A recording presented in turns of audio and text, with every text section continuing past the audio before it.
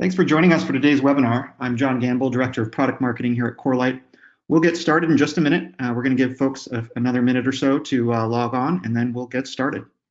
Hold tight.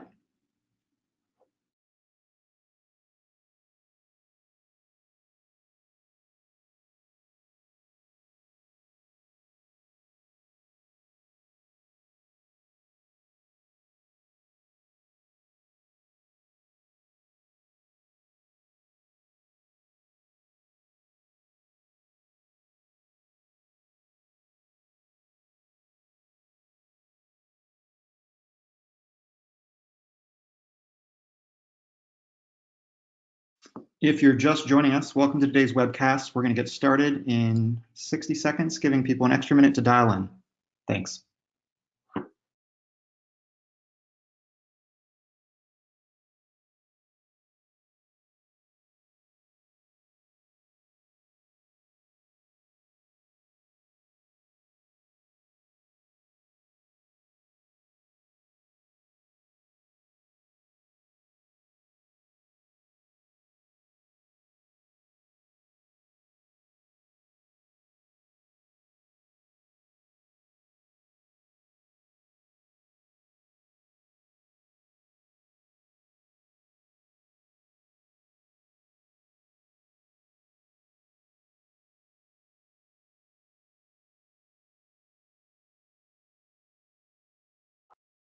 All right, let's get started.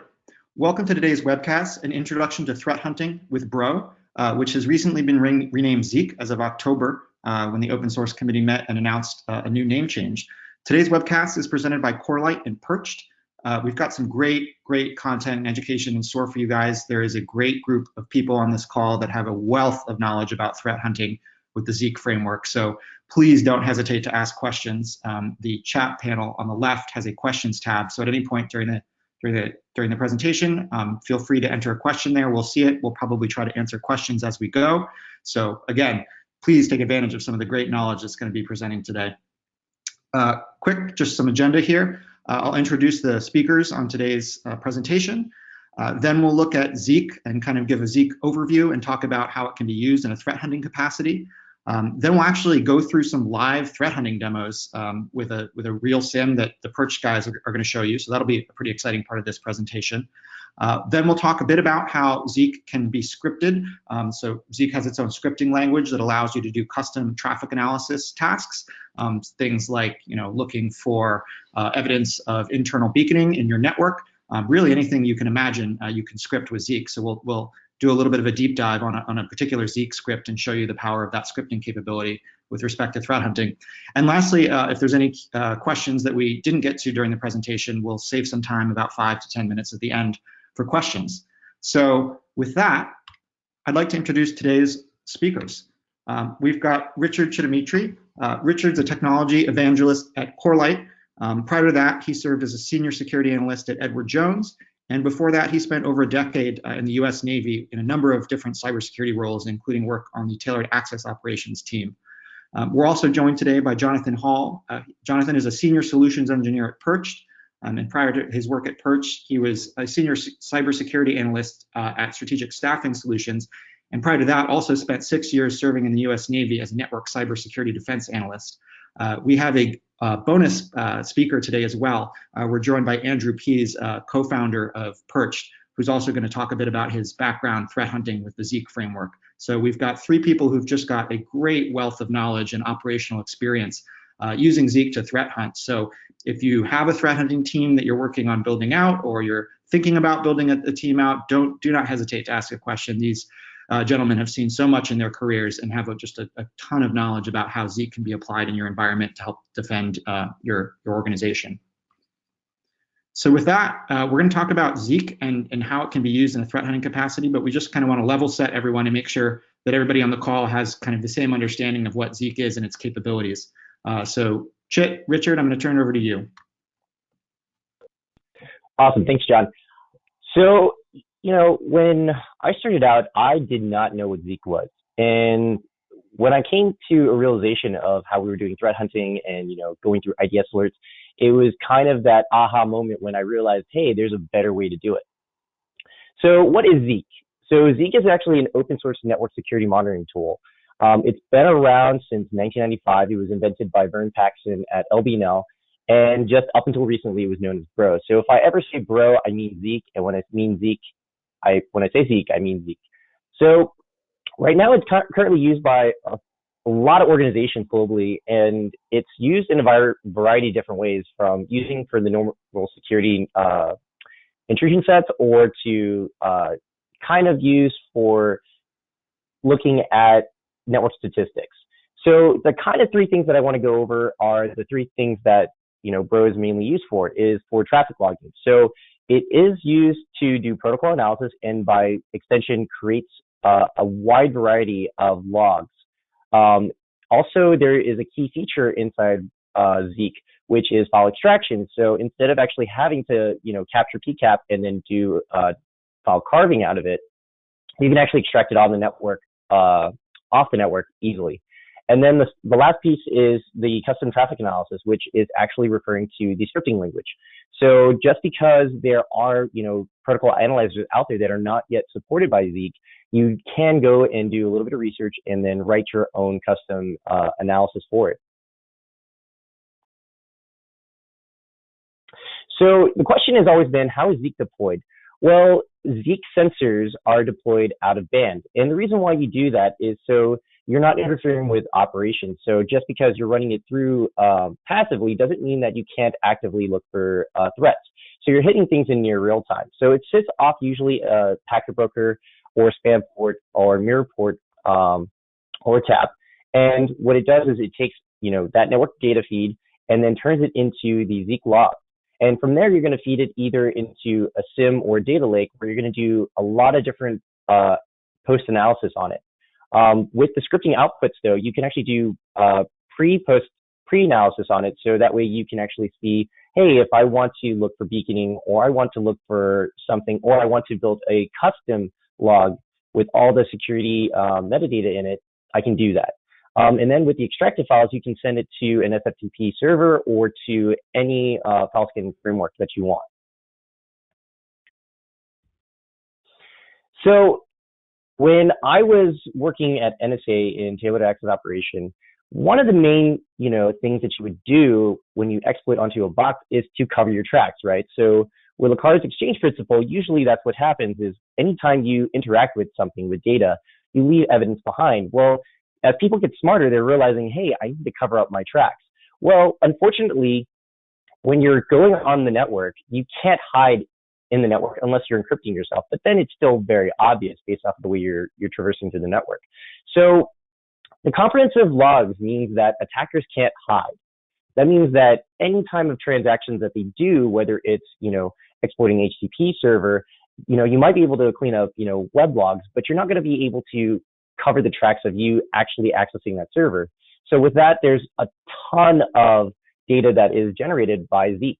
So it turns that raw network traffic into comprehensive logs that you can actually index, so you can search and do a lot of analysis on the back end. A little bit about it is that it generates about 35 plus different network protocols, and then there's over 400 data fields extracted from that protocol analyzer. And then those extracted data fields were actually selected by, security analysts, people who were doing computer science research, and realized these are the fields that we need in order to actually make use of these logs. But recently, at BroCon, Seth Hall just announced that he just revamped GHCP. So that just means that, just because an analyzer is written and log format is created, doesn't mean that it's set in stone. So that means that because we have a vast amount of people in the community, you can actually, say, hey, I believe it should look like this. And it's because I'm an expert at this protocol. And so just because something is written doesn't mean it's set in stone.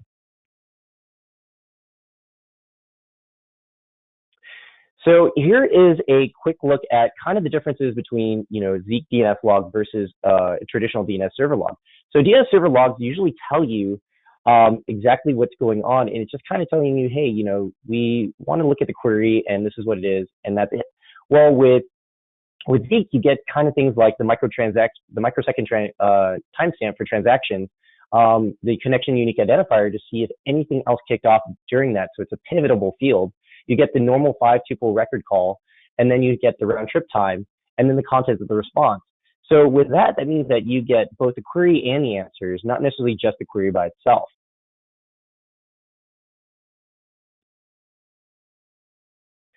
And so by doing that, you can see that like there are certain fields that overlap inside each of the logs. Timestamps are a good use of it because that way you can actually see, without a doubt, everything that transpired in order based off of how it occurred via the timestamp. Then you can look at the UID for unique identifiers to pivot to see if that connection created any new protocol in that connection. So that way you can see, whether a DNS request actually kicked off to go to an HTTP website, doing a GET request, whether that, HTTP GET request became GET for a file, and whether that file was downloaded, or looking at SMTP where, whether or not that link that you clicked created a DNS or an HTTP request.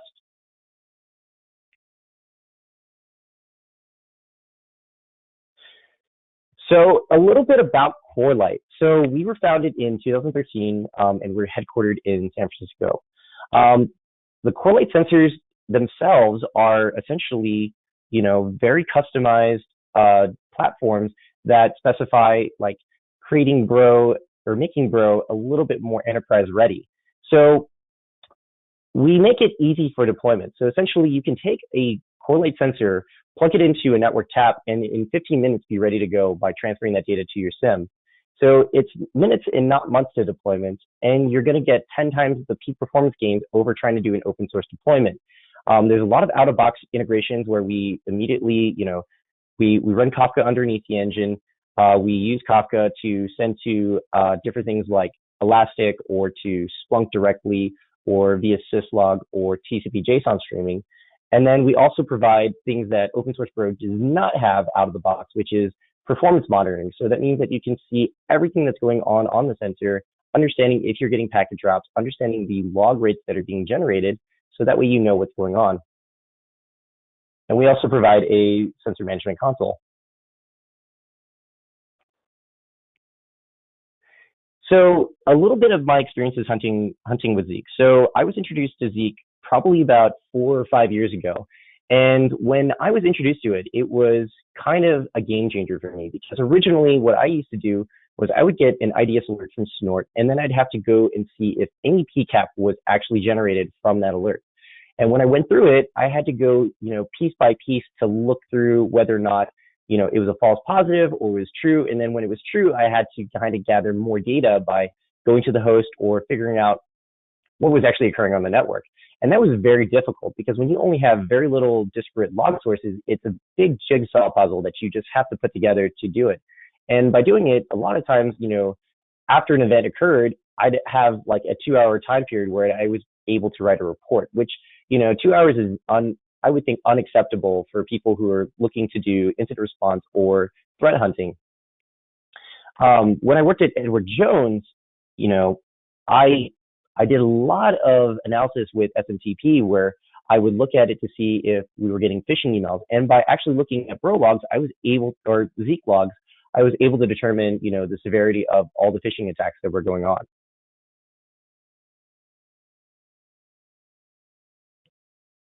Awesome. Thank you, Chit. We're going to turn it over to the Perch guys, Jonathan and Andrew. Thanks, Chit. Great rundown there, and thank you for the intro, John. So just a little bit of background about myself. Chief Intelligence Officer and one of the co-founders at Perched. Prior to that, I worked as a threat intelligence lead and incident response lead at Monsanto. I built the incident response security operations, security monitoring program there. And then in 2013, created an intelligence program there that focused on everything from online extremism all the way to insider threats. And I've spent over 17 years in the Missouri National Guard. I currently lead cyber hunt operations for the Missouri National Guard.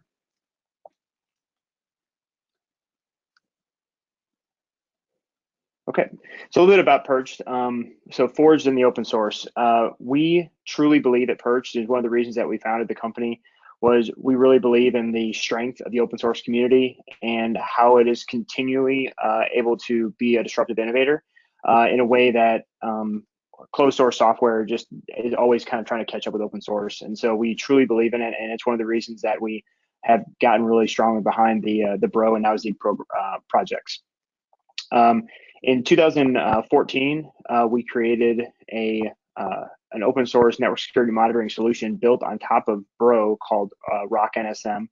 And in 2016, we open sourced it, and it has been very widely adopted as a great open source turnkey solution for people that want to use Bro, either at small scales at their home or all the way up to Fortune 100 financial services companies.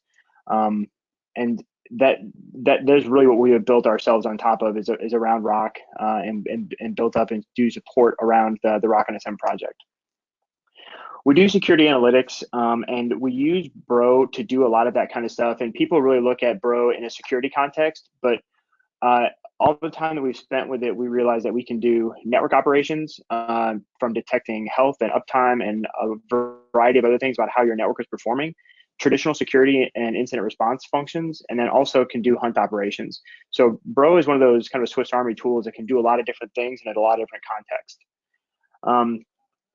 We focus on working with Zeek with our partners and also with our, inside of supporting our open source projects. And for example, one of our partners, obviously Corelight, has been doing a great job of inserting this great open source protocol and metadata analyzer into so many organizations and places that it never had been before. And so that's one of the things that we do with our partners is help do some systems integration with Corelight and other open source projects into existing ecosystems that are in some of these clients.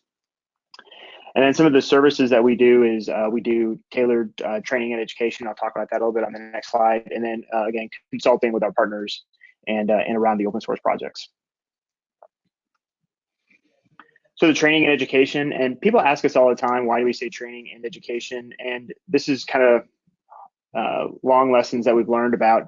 Training is really teaching about the tool. How do we turn it on and off? How do we make it function? How do we make the lights turn on and off? That sort of thing like that.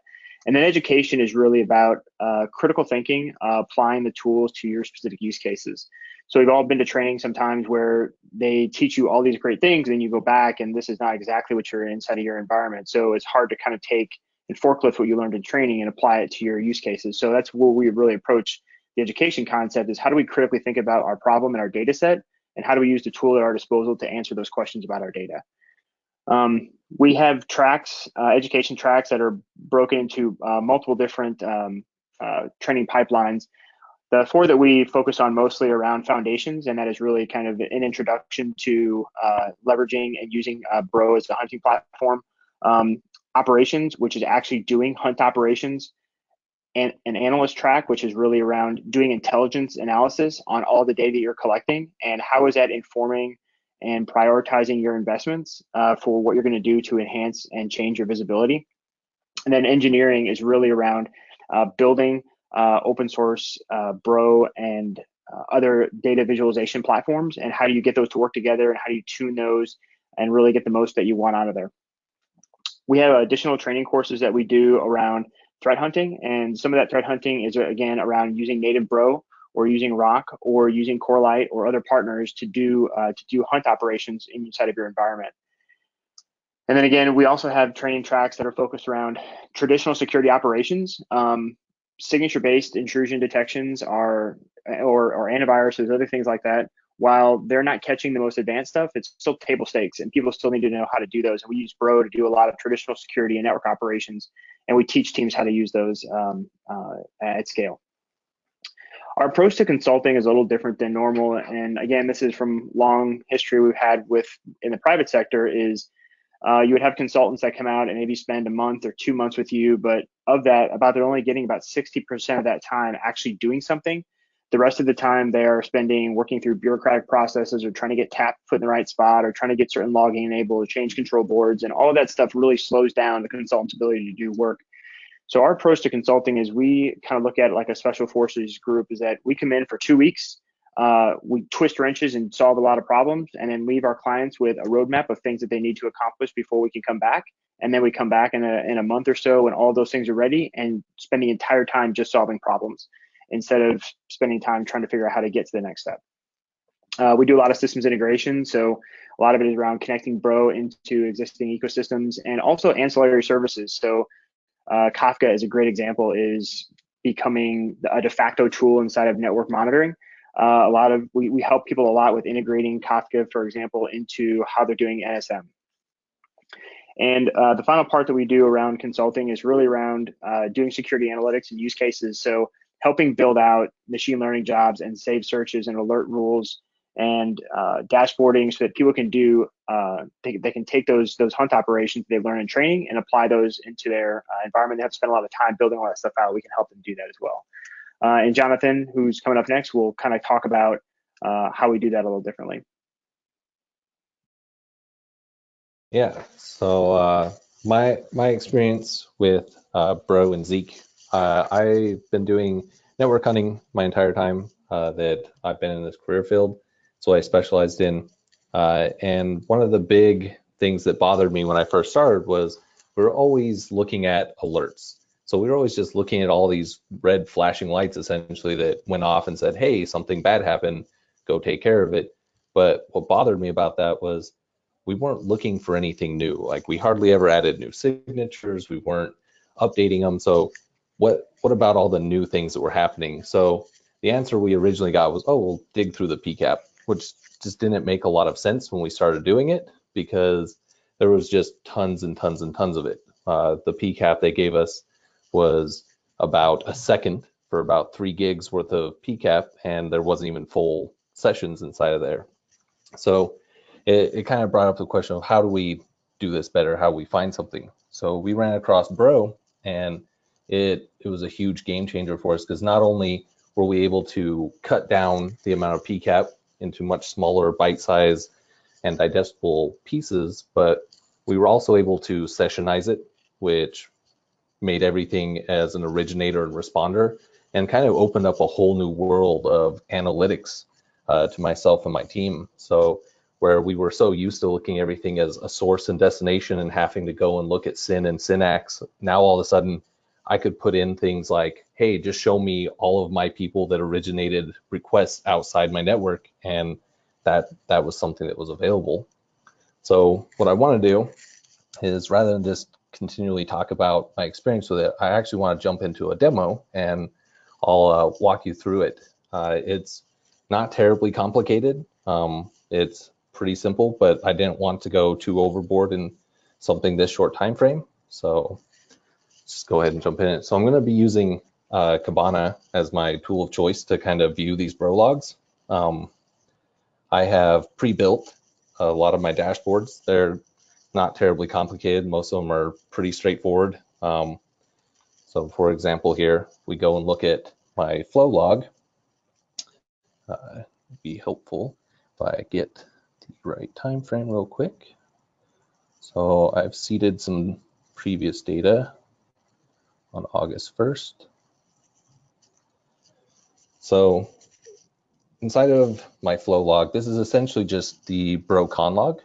So if you're familiar with Bro or Zeek logs, then you'll know that this is just information about the actual connections that are happening.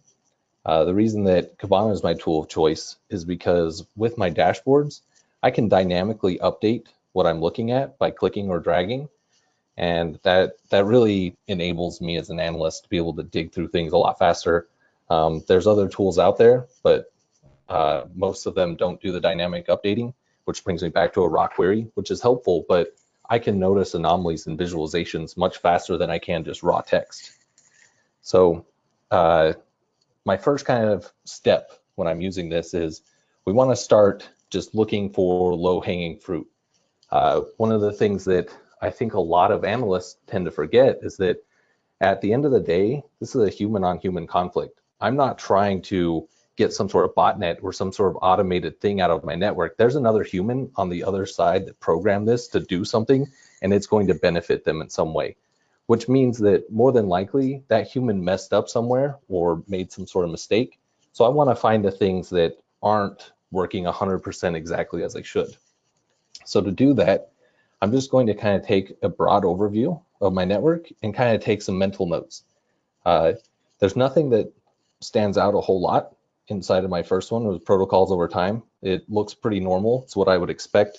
Most traffic is going to be TCP and then UDP and then some ICMP in there. So what I'm really looking for is like huge UDP spikes above TCP or ICMP being a lot higher than basically being almost invisible. It's a little hard to see because there's very little of it, but that's what I kind of expect. So we come down.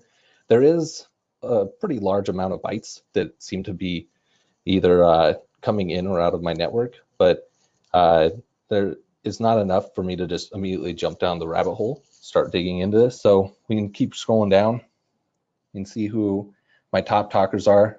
My internal hosts are pretty chatty, especially this guy. But again, nothing that's so out of the ordinary that it might, send any red alerts. Maybe that guy happened to come in for a full day and the other two took off during lunch and never came back. So just kind of are looking for those low-hanging fruits. We can see that we've got some protocols that are identified by Bro, which is really helpful. So that means that of these 10,000 things over port 80, at least 7,000 of them were actual HTTP. So I do have some anomalies here because that means that there's stuff going over port 80 that's not recognized as HTTP, but that's not necessarily somewhere I want to start because that could also, just as experience has shown me, it can tend to be a large rabbit hole. So I'm looking for even lower hanging fruit than that.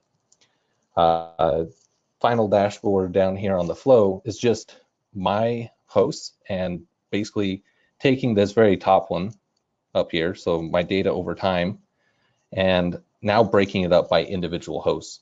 So now it looks a little bit different because I can see that my 53 in the network has decided to send quite a bit of data, but that's not necessarily represented up here as well because I have so many other hosts. So what I'm going to do is I'm going to mentally note that the 53 is sending a lot of data at this time, but again, it might not necessarily be anything bad. So what I would do is I would maybe check some of my other dashboards. So I know that it's really common for attackers to want to use something that can get in and out of my network. There's no way for them to magically will themselves onto my network. They have to come in and out. So they're probably going to use a protocol that I have to allow in and out. Maybe HTTP, maybe some SSL over HTTPS, maybe even DNS. So the reason I'm going to start with HTTP is just because it's unencrypted. I can get some really good metadata from Bro. We can see that most of the stuff is looking pretty normal. I expect mostly GET requests, some posts, some options in the head are fine. So there's no crazy HTTP methods being used out there. We primarily have a bunch of stuff going across, which is pretty normal for the web. What does pop out kind of immediately to me is that of all the HTTP that Bro said, hey, this is definitely HTTP, one of those happens to not be over port 80. It's over this really high port, 18,560.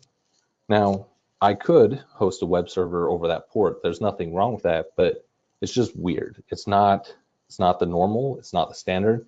So if I wanted to dig into it, it's really easy. I just click the plus in Kibana, which then pulls up the actual host. So now I have an IP address.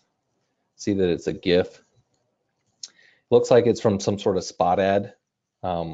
So kind of looking through this, like there's not a lot of stuff that necessarily points out and says, hey, this is absolutely bad. It's just kind of weird. I also noticed that there's a 302, which typically means that there's a redirect. So I don't really have a lot to go off of this, but I could take this guy and I could pivot to some of my other dashboards. So what I'm gonna do is I can either copy this or I can post it up here and pin it in Kibana. And since he redirected and it wasn't in HTTP, I would guess that more than likely what happened is he redirected over to SSL, which we can see that he does show up in SSL as well. So same IP address, similar spot ad. Certificate comes back as okay. So we're now looking at a encrypted protocol, so I can't get a ton out of this, but there's still definitely some useful information. So the big things that I really go to on this are my certificates. And here we notice that they've actually paid for a certificate from GoDaddy. Seems fairly normal. So I could continue down this rabbit hole at this moment, or I could just kind of say, hey, you know what, this wasn't as low-hanging fruit as I thought it was, so maybe I'll move on, because nothing seems or jumps out as malicious. So when we do that, just because I happen to be sitting on this page, I can just continue looking for low-hanging fruit in SSL. And what's really interesting, something that jumps out immediately, is these unable to get local issuer certificates that Bro's reporting. And then also we have some expired certificates, both of which are pretty concerning to me.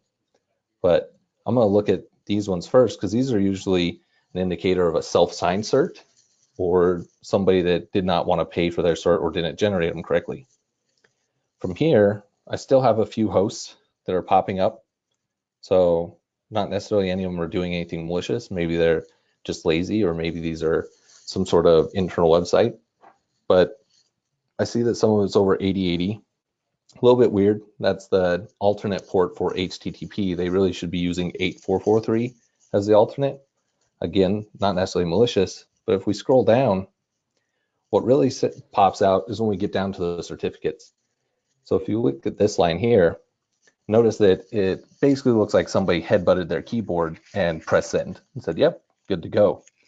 That's not how this works. We don't just headbutt keyboards, press send, and say, yeah, everything's going to be great.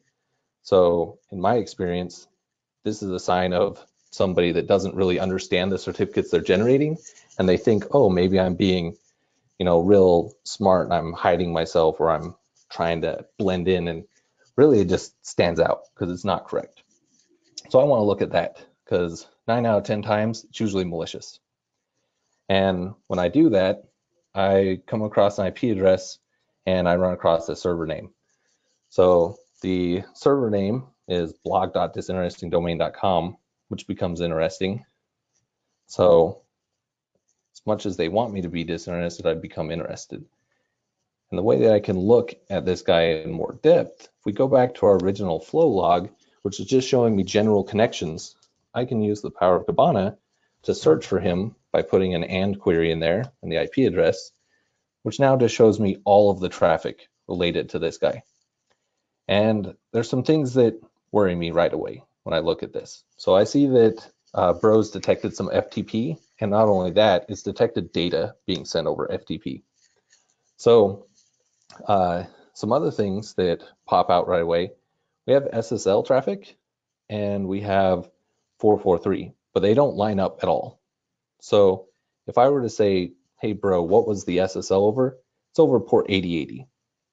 All right, well, in that case, don't show that to me, but what's going on with all this 443 traffic that they're supposedly trying to masquerade as SSL?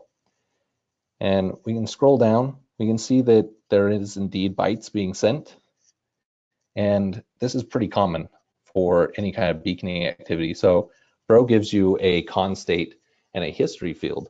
The con state is going to be a basically lettered code. There's several of them, and it's going to kind of tell you some information about how that is. And the rejected state typically means that the responder, in this case, or the server, has sent a reset and said, hey, I don't feel like talking to you. So if we look at the history field, when we look at this, the history field is what they call a unified field. And basically, it's going to keep track of those actual TCP flags that we're used to seeing when we're doing packet analysis, like the SYN, SYNAC, and so forth, but it only keeps track of one of them. So if the originator was to send a SYN and then sent another one, Bro won't keep track of that because it already tracked one of them. So just be aware that when using this, that you're not going to see it in the exact order that it happened. But in this case, we know that at least what happened was a SYN was sent and a reset was set. There could have been multiple SYNs before the reset or even multiple resets, but that's not necessarily anything at this level that we care about. What we care about is that my host tried to connect to somebody, they sent a reset, and then what's really interesting is if I get rid of the reject, at some point he was successfully able to connect over this unknown protocol and send data, quite a bit of it. So at this point, I would say that we're pretty sure, 99% sure that this is malicious. And luckily we have an FTP dashboard. So we could go there and we could see some other interesting things about it. So one of the things I can see is I can see that my host originated it out, which means that it's not my FTP server. It's actually the adversary's FTP server. And they seem to not be super familiar with everything that's going on, because they had to run this command to try and steal my too many secrets document multiple times, because it didn't complete every time. They were only able to successfully transfer it once. So it's just some interesting things that we can gain about our adversary, understanding that maybe he's not as well versed as maybe we all thought he was. The other thing that I wanted to kind of demo is just do a quick demo of Graph. So I get a lot of questions revolving around how do I use bro data in Graph, especially with Kibana. So in general, when you're using Kibana, you want to take dashboards and you want to start out really wide with as much data as possible. And that's what you notice that I did when I started out on the flow dashboard. I just said, hey, show me everything over that time period. I never actually filtered any of this out time-wise. And so from there, I used the other subfields inside of Bro to filter down to find my anomaly. With Graph, however, it works a little bit opposite. We want to be able to start from a small point and work our way up. So to kind of show you a useful example, so the other thing we want to do is we want to make sure that we turn off the significant links. We change certainty to 1, because by default, it's going to allow Elasticsearch to decide what's a popular term. And the certainty means that the event needed to happen at least 3 times, which my adversary might not do the same thing 3 times. So I want to make sure that I can see what happened, because if there's a bro log for it, that means it happened. And that's all I care about. So to do this, I'm going to add a couple of fields. So I want an originating host, my responding host and port. Just add these real quickly. I'm also going to add in the HTTP host field, which will be the domain name. And I'm going to add the SSL server name, which is, these are all bro fields, and that will contain the server name of the website if it's using SSL. Just fix some colors. We'll do blue for responders, blue for originators, red for responders. So we always want our bad guys red. And do a green website for unencrypted and a yellow web page for encrypted. So to start this off, I'm going to shift click all these off, and I want to only get my responding host that was our bad guy. So I'm going to put that in there, and you'll notice that all I get is the one little bubble here, which is what I want. I want to start out small. And then from here, I can basically allow Graph to start taking over the operations for me. So I'm going to unselect my responding host, highlight the originator, and what I'm going to do is I'm just going to click this expand selection. And because on each of these, I said maximum of 5, every time I have it expand, it'll expand up to 5 terms if they're available. So when I do that, I only have one host that's actually talking to him, which is good for me as a defender, because now I only have to worry about one host unless he did any kind of internally pivoting. So I know that the 53 is infected, but no one else on my network was. And the reason I know that no one else was is Graph does not take into consideration time, unlike everything else in Kibana. Everything else is time-based. This just looked across all of my data in the bro index and said, is anybody related? And only he was. Well, that's good. So some of the other things I can do is I can make sure, well, did I miss anything as far as ports go? And we saw all of these inside of the flow dashboard and hit it again. So these are the 5 ports. There was no other ports used. And what I could then do is I could select each of my ports and say, well, was there any HTTP websites associated with them? Which there wasn't, so that's good. and then I can reselect the SSL website. And so here's where it trips up a lot of people. So they think, oh, well, all these websites just showed up on 443. And so that must mean that I can go from the 104 to the 443, and then he's associated with all of these. That's not actually how it works. You can only connect dots that are directly connected by a line. So to find out which SSL sites he's associated with, we actually need to select him, hit the plus, and then if I wanted to find out, are any of the existing ones connected, I could highlight each of those, and I could click this link button. Now, because it bounces, we can see that none of those are associated. So then what I could do to find out, oh, I want to know what port the blog.thisinteresting domain is actually attached to, we can do the same thing. So we select that, select all the ports, and then we're going to click the link. And we can see that it links to the 8080. So now we're able to see that this and this are connected. So blog.thisinteresting to the 104, and the 104 is using port 8080, and port 8080 is also connected to the blog.thisinteresting domain. So with that, I'm going to turn back over to our friends at Corelight. Awesome. Thank you, Jonathan. We had a few questions that came in as a result of your demo, so maybe we could just knock them down right now. There was a question about how Zeek Bro is seeing host data, and a specific question about how you can map an IP with a host name. Maybe you could talk a little bit about that. Sure.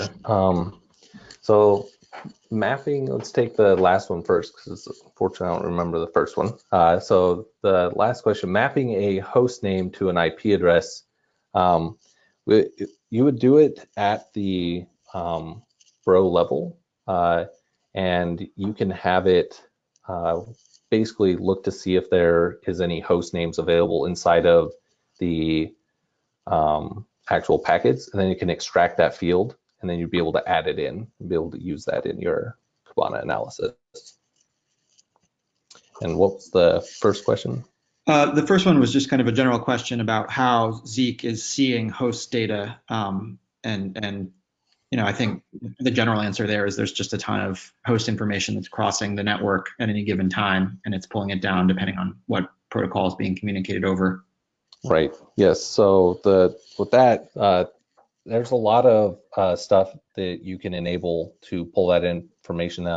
If you look at packet data, almost all the time in the packet data, you've got the MAC layer as well. And with the MAC layer, it typically includes the host names, and that's how you're going to be able to get host names in there.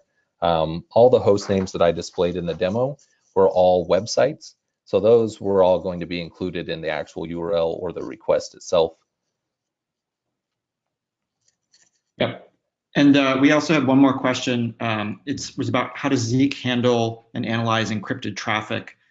Chit, maybe you could comment on that, because it actually kind of ties into your next section of this presentation. Yeah, so for encrypted traffic, we're not doing SSL break and inspect, and so we're not going to see it unless it is unencrypted. But however, we're still going to get the transaction data, including connection, so the 5-tuple data, including the bytes used, the SSL certificate, so that means the X509 is being generated. And if you have file extraction on, you can actually extract the certificate itself and do analysis on that. And then that actually kind of jumps into the next topic that I was going to talk about, which is scripting with Zeek. So Zeek is very powerful because it is not just a rigid protocol analyzer. It means that you can, if you have a protocol you want to build for, you can actually build it. So soon we're going to be releasing in the Zeek community Spicy, which is going to allow you to be able to create protocol analyzers on the fly without having to, learn BinPack and go into a lot of pain into scripting those out specifically. So what's nice is that you can do a lot of automation with traffic analysis with Zeek.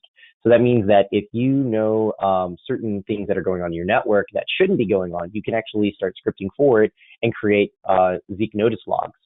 And that's very nice because that means that you can kind of automate and pre-process to say, hey, without having to do any post-process work on the data that I'm getting to massage it, I know for a fact what's going on. And then so What's nice is that there is a bunch of scripts out there in the Zeek community. So, there is 60 plus scripts on GitHub and in the package manager. And so you can actually go out and see what someone's created and then take it and then expand upon it if you need to, or you can use it as is and, run with it, which is really nice. And the next topic would be for JA3, which was created by Salesforce. So a little bit about JA3. So JA3 was created by 3 guys at Salesforce. And it was basically on the principle that, we want to look at the SSL client hello behavior and kind of fingerprint it so that way we can start, identifying all the different clients out there that are doing communication over encrypted communication networks. So what JA3 does is it takes out the fields of the SSL client hello. So this is, TLS, but we're going to say SSL for simplicity's sake. So it takes out the SSL version, the cipher, the SSL extension, the elliptic curve, and the elliptic curve point format. And the example is down below. So it takes that, it then runs it through and does an MD5 hash to create a easily consumable 32 character fingerprint. So, and it turns it into this. So this becomes a very unique identifier. And what's nice is that JA3S, which has just been released this year by Salesforce as well, is the server-side version of it. So it takes, the 3 points of fields and then also hashes those so you get a unique identifier. So what this means is that JA3 isn't necessarily dependent on the MD5 hash or the SHA-1 hash of the X509 cert itself. So if you ever visit sites like abuse.ch, they actually have a running blacklist of bad SSL certificates. So these are SSL certificates that are known use in malware or botnets. So what's nice about that, because it's identifying the actual communication frame, it means that any malware or any program that uses SSL as a communication method, there's going to be a JA3 fingerprint that's very unique to it. So that'll be the same even if the X509 cert changes. So regardless of any of these changes that occur. And then by pairing JA3 and JA3S fingerprints, you can get very unique rare communications between servers and clients. So a little bit about that, it would be like, if you had an Amazon cert and it was calling back to Amazon normal infrastructure and it was going to an ad space and doing communication like Jonathan was showing earlier, and then suddenly you get a new call out to a different space, it could be that they're using that Amazon cert to communicate to their C2 infrastructure. And so things like that allow for broad-based analysis, and then you can use this over time. Another thing is that you can also identify all the different programs and clients that are used internally. So you know that if any JA3 that doesn't match your internal whitelist, you could say, hey, this is a non-standard SSL communication, whether it is on 443 or non-standard port 8080 or 8443.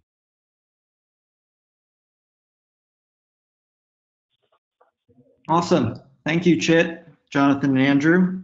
With that, we're now in the Q&A section. We've got just about 10 minutes left and a number of questions. So let's see if we can get to all of them. We had a question to follow up on a question that was asked earlier about the host visibility. Can you talk more about the types of host information that you're going to see in Zeek logs and how that might differ from what you could see from endpoint agents? Andrew, maybe you could talk a bit about that? Yep, sure, absolutely. This question comes up pretty frequently around this is how do we get that host data? And we have a lot of variety of various different ways that you can generate host data and shoot it across your network. And then we can use sensors to carve that data off. So one way that we've had clients that have had a lot of different specific use cases on it, but one of the most generic ones that we talk, and then usually it grows into a more complex way of actually accomplishing it. But using syslog, like nxlog or something like that on an endpoint to fire syslog data at an IP address that's not necessarily listening for port 53 traffic, it drops it on the ground and it doesn't go anywhere, which is fine. You're not giving the attacker any additional surface to go after. But if you have a sensor placed as that's crossing the sensor, you can carve that syslog off. and convert it into JSON and dump it into Elasticsearch. And so that gives you the ability to look at endpoint data that is crossing the network, and you can carve that off with a sensor. So that's been one of the ways that we've gotten host data. And there's a variety of different ways on if you're going to do encrypted UDP and things like that. But that's just one of the high-level ways that you can get a lot of host endpoint data without actually poking your nose into a contested environment. Yeah, I'll just add to that. I think that's a great point. That last point in particular is one of the great things about Zeek is that it's relatively frictionless compared to installing endpoint agents and making sure that they're up and running and patched and all of that. Zeek, you can just tap from a central point and get a ton of visibility, passive visibility on what your hosts are doing without ever having to interfere with those hosts. So that's a great point you made there at the end that I just want to reiterate. Let's see, we've got a couple of questions here.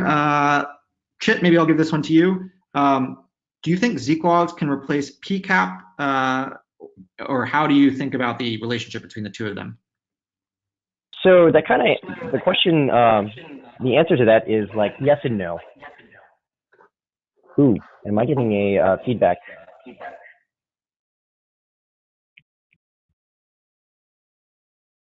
I'm not hearing any feedback on my side. You're hearing feedback? Oh, I'm hearing a little bit. I'm just hearing a little bit on my side. It might be my headphones. Actually, no, I'm not hearing it anymore. But the question for that is Zeek a replacement for PCAP? Yes and no. In certain situations, it can. So depending on where you're collecting PCAP data, if it's very heavy and you can't afford to do PCAP solution, Zeek is a great way to get 99% of the data in an easy format that is easily consumable. So the other side of that is no, it's not, because PCAP is literally a copy of network traffic. So that means that you're going to have unequivocal data, but it depends on what that data is. So if it's encrypted, potentially you're not going to get a lot of value out of it unless you can do SSL break and inspect on the back end. So really what you can do with it is you can do two ways. You can use it to augment current PCAP solution, kind of use it as a way of, identifying like, hey, event occurred. Let's go and actually dive in to PCAP and actually say, hey, what section of PCAP do we actually need to trim instead of doing a full gig? So that way we can actually get 5 tuple data. We can start carving the PCAP using, using Wireshark, and then drilling down a little bit better to find that data. Thanks, Chit. Let's see. How about, here's a question for you, Chit, but also Andrew and Jonathan, please chime in if you have examples as well. Chit, you were talking about the J3 scripts. Do you have other examples of community scripts that you would recommend using? So yeah, there's a ton of scripts that are being shared in the community. One of the scripts that I actually recommend is the Bro long connections. So a lot of times when you're seeing long connections, that actually is very abnormal, because a lot of times TCP transactions, you do a handshake, it lasts for a few seconds, you do a GET request, and then suddenly you get the data, and then either you send another request or it times out and it's done. But if you see a long connection, something that lasts, hours or days or weeks, then that is something that is pretty hard to pass up as normal, because now you're going to have to start digging in. And what's nice is because normally the connection log does not do that. So the connection log is waiting for the fin or the reset in order to kind of log that to the connection log. But if you're looking at Bro log connections, it helps a lot. And the second one is for people who are worried about like DLP, so data loss protection. There is one called the producer-consumer ratio that is kind of good. It's kind of bad. It uses some stats. So it kind of tracks the flow from receiving, from originating and receiving and responding hosts. So what it does is it gives you a number between -1 and 1. So whether they're consuming data or producing data. What that means is that, like, if you start identifying all the different assets on your network from servers and hosts, if a host is producing more data than it's consuming, that should be a cause for action, especially if you start looking at over time and you start seeing that bit switch from a negative to a positive where it is producing more than it's consuming, then that can be, something of data exfiltration, or somebody actually, hosting a server that they shouldn't be, along those lines.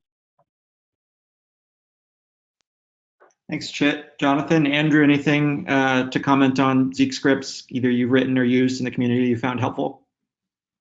Yeah, I think the other one that we found really helpful, and this isn't a script, it's actually a protocol analyzer that's part of the Community Bro project and still on the open source side. But something that trips up a lot of junior analysts is one of the places that people like to dive first is going into DNS logs. And they get really excited when they see port 137 in DNS logs and think that they've got somebody doing some weird tunneling. But it's one of the ways that Bro seems to process NetBIOS traffic, that it dumps it into the DNS.log file. So in the Community Bro, they've actually released a protocol analyzer specifically for NetBIOS that is really going to help carve that stuff out. And if you're experienced, it's easy to filter that stuff out, but it really helps with alert fatigue, and that you're not going to have people getting excited about things that is just the way that Bro manages that protocol. So that's something that is pretty exciting. It's not necessarily a script, but it's an extension of the protocol analyzers. Awesome, thanks. Another question here. Do you guys have favorite queries when you're sitting down at your console for threat hunting when Zeek logs?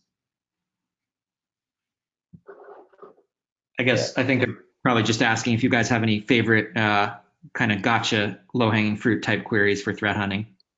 Yeah, so some of my favorite ones to do using Kibana, so all my queries are going to be related to that tool, but I really enjoy being able to take the IP addresses of the network I'm defending and saying, show me everything that's originating from internal and everything that's not going to internal, or even being able to say, show me only the internal to internal. And what that allows me to do is with my dashboards, it can kind of break out the way that traffic appears differently. So now I'm looking at all of my graphs and all of my visualizations for everything that's leaving my network. And then I can also change it to where I only want to see all of my hosts talking to only themselves. And really there's a third option as well where you can say, hey, show me all of the network data that originated outside and successfully made it into my network. I would say the last one is helpful if you are actually allowing stuff in, but majority of the time I see attackers get in through email. So it's usually going to be some form of they've downloaded and clicked something they weren't supposed to. So most of the time you don't really get a lot of great things from that third one. But if you happen to have a vulnerable service, it makes things really easy to be able to pinpoint that out because very few things typically get into your network from outside. My favorite query actually is coming from using Splunk. So Splunk has kind of some really cool operators that you can use, and one of that is looking at like character lengths. So what I did was I did a query on DNS logs, and I was actually very interested in queries and answers. And what I ended up looking for was any query that had a string longer than like 25 or 30 characters. And what was nice is that you kind of get to see like potentially over time, especially if you actually cast a wide net on the range, you can start seeing either like, unique strings that are being generated. So rare DNS queries, and potentially those add up over time. So either it's DNS beaconing that's been encoded, or it could potentially be DNS exfiltration. Yeah, this is Andy. I think my favorite to do on that. First off, Chit, that's a great one. One of the ones that I like to do is looking for low port to high port and high port to high port communication, especially crossing domain boundaries. So that's one I have a safe search that is one of the first things I fire off in Kibana is to see, are people communicating? Generally speaking, you're talking people going from a high port to a low port for normal network communications generally. And so when you see people going the other direction from low to high or high to high, it's just stuff that I like to look at that can really kind of identify some, again, low-hanging fruit, which the genesis of the question. Awesome, thanks guys. Well, we're at the top of the hour here, so I think we're gonna wrap up. You can see our contact information there up on screen. That's inquiries@perch.io or info@corelight.com if you'd like to follow up for more information or schedule a demo or just a call. We're happy to set that up. There will be a recorded version of this broadcast made available, so don't worry if you'd like to share this with colleagues. We got a few questions during the presentation about that. You will be able to share this with colleagues. Just as a closing thought, a question I'll put to you guys, if one of you has an answer you'd like to give, jump in. How would you frame, if there's an analyst who doesn't have Zeek in their environment right now but wants it, what would be the 1 or 2 sentences you would tell them to help them sell that up the chain to their boss to get the Zeek in their environment? I think one of the things that Zeek has done that's really been powerful is because it does protocol analysis, it helps you prioritize your investments to improve your visibility. And so I think that's a big thing that people always say is we don't know what we don't know, and we know we have visibility gaps, and we don't know where we should start looking first. And Bro has the ability to look across a lot of that stuff and help you make some informed decisions about how to prioritize your investments. Awesome. I think that's a great answer. Well, everybody, thank you for joining us today, and thank you especially to the panelists for speaking. I certainly learned a lot. And if you guys have any questions that we weren't able to answer, we'll try to follow up with you afterwards. And have a great rest of your day. Thanks so much. And that concludes our broadcast.